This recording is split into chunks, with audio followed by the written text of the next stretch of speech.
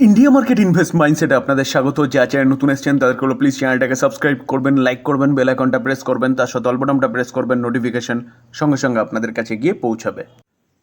Sir, এই ভিডিওতে আমরা অনলি ফর দুটো কোম্পানি নিয়ে আলোচনা করব। এই দুটো কোম্পানির কিন্তু দুটো ব্যাপক বড় নিউজ পাওয়া যাচ্ছে।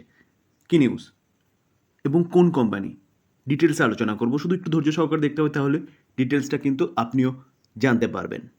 ফার্স্ট নিউজটা, MCX multi commodity exchange of India.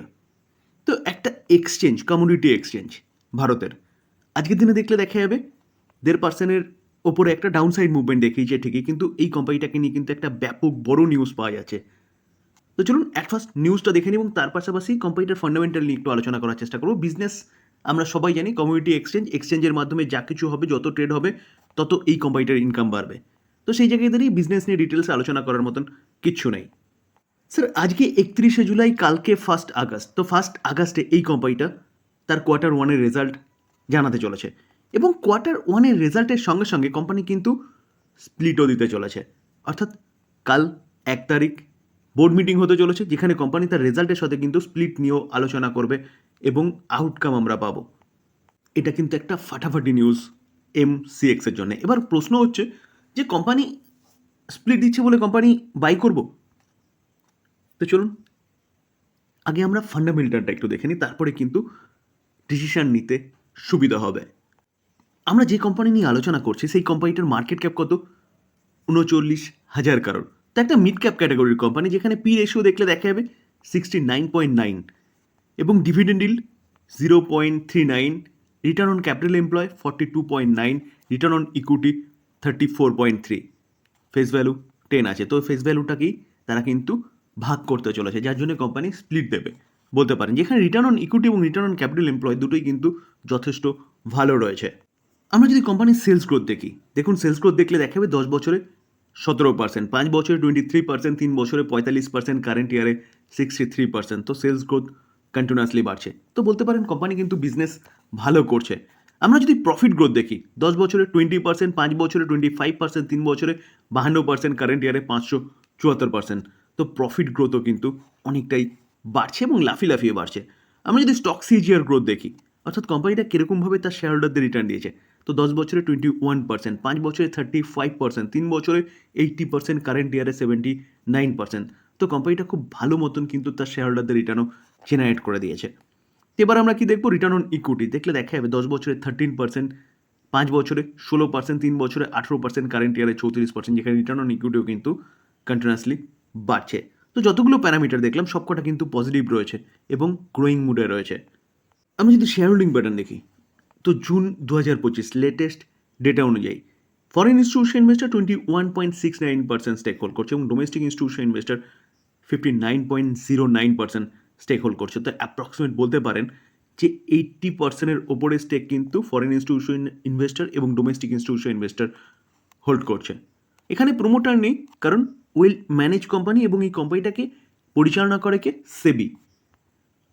আমরা পাবলিককে দেখলে দেখতে পারবো যে 19.03% স্টেক হোল্ড করছে এবং পাবলিক কিন্তু তার স্টেক সংখ্যা কন্টিনিউয়াসলি কম করছে, যেখানে ইনস্টিটিউশন ইনভেস্টার, বিশেষ করে ডোমেস্টিক ইনস্টিটিউশন ইনভেস্টার, তাদের স্টেক সংখ্যা কিন্তু বাড়ছে।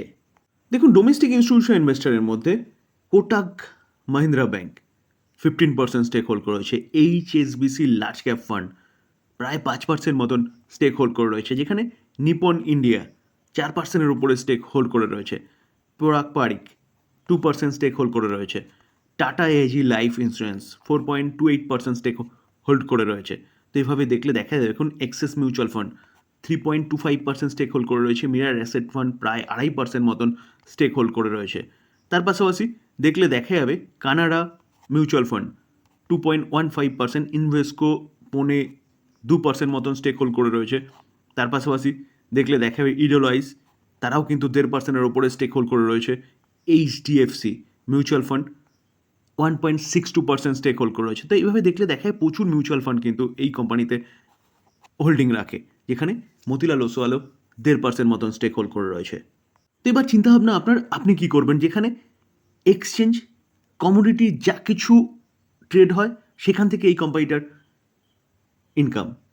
তো ফিউচার ওরিয়েন্টেড বিজনেস করছে, যেখানে এই কোম্পানির বিজনেস বাড়বে ভবিষ্যতে, বাড়তে পারে। এবং তার পাশাপাশি কোম্পানিটা 1 আগস্ট, যেটা আগামীকাল, Q1 রেজাল্টের সঙ্গে সঙ্গে স্প্লিট দিতে চলেছে। তো স্যার চ্যানেলের সাথে যুক্ত থাকতে হবে, তাহলে সঠিক সময়ে সঠিক তথ্যটা কিন্তু আপনার কাছে গিয়ে পৌঁছবে।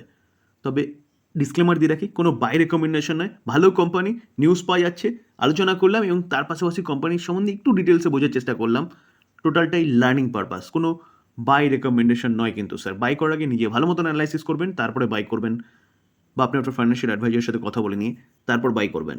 সেকেন্ড যে নিউজটা নিয়ে আলোচনা করতে চলেছি সেটা হচ্ছে টাটা ইনভেস্টমেন্ট কর্পোরেশন লিমিটেড, অর্থাৎ টাটা গ্রুপের একটা কোম্পানি, যেই কোম্পানিটা ইনভেস্টমেন্ট ফার্ম, এবং টাটা গ্রুপের যতগুলো কোম্পানি আছে সব কটা কোম্পানির মধ্যে কিন্তু এই কোম্পানিটা স্টেক নিয়ে বসে আছে। তো আজকের দিনে দেখলে দেখা যাবে প্রায় 1% মতন একটা ভালো মুভমেন্ট এই কোম্পানিটা কিন্তু দেখিয়েছে, যেখানে এই কোম্পানিটাকেও নিয়ে একটা ব্যাপক বড় নিউজ পাওয়া যাচ্ছে। তো চলুন অ্যাট ফার্স্ট নিউজটা দেখে নিই। দেখুন, দেখলে দেখা যাবে যে স্টক স্প্লিট, অর্থাৎ এই কোম্পানিটাও স্প্লিট দিতে চলেছে। দেখুন, tata group company two consider division of the share 4 August, অর্থাৎ আগস্টের 4 তারিখে কিন্তু এই কোম্পানিটার বোর্ড মিটিং হতে চলেছে এবং সেখানে স্টক স্প্লিট নিয়ে ডিসকাশন হবে এবং সেদিনকে আমরা জানতে পারবো যে কোম্পানি কীরকমভাবে স্প্লিট দিচ্ছে। দেখুন, এই আর্টিকেল দেখলে দেখাবে tata investment corporation limited, A listed tata group entity, will be considering A stock split during its board meeting on Monday 4 August. তারা কিন্তু এক্সচেঞ্জকে জানিয়েছে, যেখানে তাদের ফেস ভ্যালু কত, এই কোম্পানিটারও ফেস ভ্যালু হচ্ছে 10। তো 10 ফেস ভ্যালু, এবার দেখা যায় যে কোম্পানি কীরকমভাবে তার স্প্লিটটাকে দেয়। যে 10টা 1 করে, যদি 1 করে তাহলে 1:10 রেশিওতে স্প্লিট দেবে। যদি 10টা 2 করে ফেস ভ্যালু, তাহলে 1:5 রেশিওতে, অর্থাৎ একটার বদলে 5টা। এবং যদি ফেস ভ্যালু 10টা 5 করে তাহলে 1:2, অর্থাৎ একটার বদলে 2টো শেয়ার হবে। যেখানে এই কোম্পানি সম্বন্ধে যদি আমরা একটু দেখে নিই, তাহলে দেখলে দেখা যাবে এই কোম্পানিটাও মিড ক্যাপ ক্যাটাগরি কোম্পানি, যেখানে 34,000 কারোর হচ্ছে মার্কেট ক্যাপ। পি রেশিও 110 রয়েছে, হাই পি, অনেকটা হাই রয়েছে। যেখানে return on capital employ, return on equity তেমন কিচ্ছু নেই, কারণ এই কোম্পানিটা হচ্ছে ইনভেস্টমেন্ট ফার্ম, যেটা ফার্স্টেই আমি আপনাদের সাথে আলোচনা করেছি।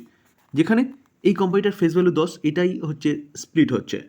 দেখুন, সেলস গ্রোথ 3% 10 বছরে, 5 বছরে 16%, 3 বছরে 6%, কারেন্ট ইয়ারে নেগেটিভ চলছে। প্রফিট গ্রোথ 5%, 5 বছরে 28%, 3 বছরে 13%, কারেন্ট ইয়ারে 19%। তেমন সেলস গ্রোথ বা প্রফিট গ্রোথ নেই, কিন্তু কোম্পানিটার যদি রিটার্ন দেখি না, দেখলে দেখা যাবে 10 বছরে 28% করে রিটার্ন দিয়েছে, 5 বছরে 56%, 3 বছরে 66% এবং কারেন্ট ইয়ারে 7% রিটার্ন দিয়েছে। তো স্যার, এই কোম্পানিটার বিজনেস কিচ্ছু নয়। আমি ফার্স্টেই কিন্তু আপনাদের সাথে আলোচনা করেছিলাম, বিজনেস কিচ্ছু নয়। কোম্পানিটা কি? কোম্পানিটা হচ্ছে টাটা গ্রুপের যতগুলো কোম্পানি আছে সব কটা কোম্পানিতে ইনভেস্টমেন্ট করে, অর্থাৎ একটা ইনভেস্টমেন্ট ফার্ম বলতে পারেন। সেখান থেকে এই কোম্পানিটা ইনকাম। তো সেখানে টাটা গ্রুপের কোম্পানিগুলো যত ভালো করবে এই কোম্পানিটারও তত ভালো হবে। টাটা গ্রুপের কোম্পানিগুলো যদি ডাউনফল হয়, যেমন প্রতি কটা কোম্পানি, টিসিএস, টাটা মোটরস, যাই বলুন না কেন, তার পাশাপাশি টাটা পাওয়ার বলুন, টাইটান বলুন, যা বলুন, সেখানে যদি সেই কোম্পানিগুলো যদি ডাউনফল হয়, তাহলে এই কোম্পানিটারও কিন্তু ডাউনে নামে। যেখানে টাটা সন্সেরও কিন্তু এই কোম্পানিটা স্টেক নিয়ে বসে আছে। দেখুন, আমরা যদি শেয়ার হোল্ডিং প্যাটার্ন দেখি, জুন 2025 প্রোমোটার 73.838% স্টেক হোল্ড করছে। আমরা যদি প্রোমোটার দেখি না, তো দেখলে দেখা যাবে, দেখুন প্রোমোটার কে কে রয়েছে। প্রোমোটার আর কেউ নয়, টাটা গ্রুপ। দেখুন, দেখলে দেখে ম্যাক্সিমাম স্টেক কার কাছে রয়েছে, টাটা সন্সের কাছে 68.51%। এবং তার পাশাপাশি দেখলে দেখা যাবে, দেখুন টাটা পাওয়ারের কাছে রয়েছে, টাটা কেমিক্যালের কাছেও কিছুটা স্টেক রয়েছে, টাটা স্টিলের কাছে কিছুটা স্টেক রয়েছে, টাটা কনজিউমারের কাছে কিছুটা স্টেক রয়েছে। তো এইভাবে দেখলে দেখা যায় প্রায় টাটা গ্রুপের প্রতি কটা কোম্পানির কাছে কম বেশি কিছু স্টেক রয়েছে। তো স্যার, যেটা একটু আগে বলছিলাম, প্রোমোটারকে টাটা গ্রুপ। তো ফরেন ইনস্টিটিউশন ইনভেস্টর কতটা স্টেক হোল্ড করছে? 2.54%। Domestic institution investor only for 0.53%, এবং বাদবাকিটা গভর্নমেন্টও রয়েছে কত? 0.49%, এবং পাবলিককে দেখলে দেখা যায় পাবলিক 23.05%। তো শেয়ার হোল্ডিং প্যাটার্নও কিন্তু ঠিকঠাক আছে।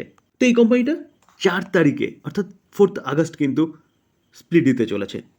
তো যাদের কাছে এই কোম্পানিটা আছে তারা কিন্তু অবশ্যই 4 আগস্ট রাডারে রাখবেন এই কোম্পানিটাকে, কারণ এই কোম্পানিটা স্প্লিট দিলে কীরকম রেশিওতে দিচ্ছে সেটাও কিন্তু খুব ইম্পর্টেন্ট। যেখানে কোম্পানির ফেস ভ্যালু কত আছে? 10 রয়েছে। স্যার, তার পাশাপাশি আদানি পাওয়ারও কিন্তু আগামীকাল, অর্থাৎ 1 আগস্ট তার কোয়ার্টার ওয়ানের রেজাল্ট এবং তার সাথে সাথে স্প্লিট দিতে চলেছে, কারণ রেজাল্টের যে বোর্ড মিটিং হবে সেখানে কিন্তু স্প্লিট নিয়েও ডিসকাশন হবে। তো এই কোম্পানিটাও কিন্তু আপনি রাডারে রাখতে পারেন আগামীকালকের জন্য, যেখানে এই কোম্পানিটা রেজাল্টের সাথে একটা ব্যাপক বড় কর্পোরেট অ্যাকশন দিচ্ছে, যেটা ফার্স্ট টাইম দিচ্ছে। স্যার ডিসক্লেমার আবারও দিয়ে রাখি, কোনো বাই রেকমেন্ডেশন নয়, কোম্পানিগুলো সম্বন্ধে ভালো নিউজ পাওয়া যাচ্ছে, সেগুলো আপনাদের সামনে তুলে ধরার চেষ্টা করলাম।